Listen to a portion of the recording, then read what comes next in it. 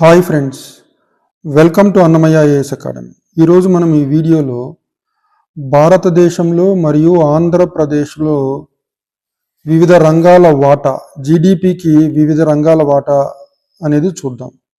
So మీరు ఆంధ్రప్రదేశ్లో ఈ మూడు రంగాల వాటా జిఎస్డిపిలో, రాష్ట్ర జిఎస్డిపి గ్రాస్ స్టేట్ డొమెస్టిక్ ప్రోడక్ట్లో ప్రాథమిక, ద్వితీయ, తృతీయ రంగాల వాటా ఏంటో చూద్దాం. అంటే వీటిని మనం ఏమంటామంటే వ్యవసాయం, పారిశ్రామిక రంగం, సేవా రంగం. సో 2023-24 వాస్తవ అంచనాల ప్రకారం ఆంధ్రప్రదేశ్ రాష్ట్రంలో మొత్తం జిఎస్డిపి వాటాలో వ్యవసాయ మరియు అనుబంధ రంగాల వాటా 37%. అలానే మీకు పారిశ్రామిక రంగం వాటా 23%, అలానే సేవా రంగం వాటా 40%.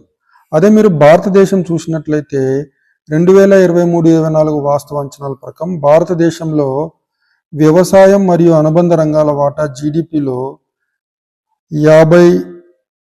17.7%. సో వ్యవసాయ మరియు అనుబంధ రంగాల వాటా జీడిపిలో 17.7%. అదే ఆంధ్రప్రదేశ్లో ఇది 37% ఉంది. అంటే దీన్ని బట్టి మనము ఆంధ్రప్రదేశ్ రాష్ట్రం ప్రధానంగా వ్యవసాయం మరియు అనుబంధ రంగాల మీద ఆధారపడి ఉందని చెప్పవచ్చు. అలానే మనకు పారిశ్రామిక రంగం వాటా చూసినట్లయితే భారతదేశం జీడిపిలో ఇది 27.6%. అలానే సేవా రంగం వాటా 54.7%.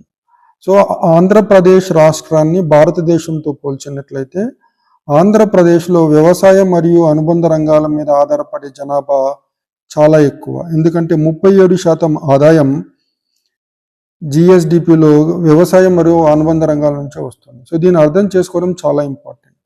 So that's it about in this video about GSDP and GDP of Andhra Pradesh and India and the sectoral contribution.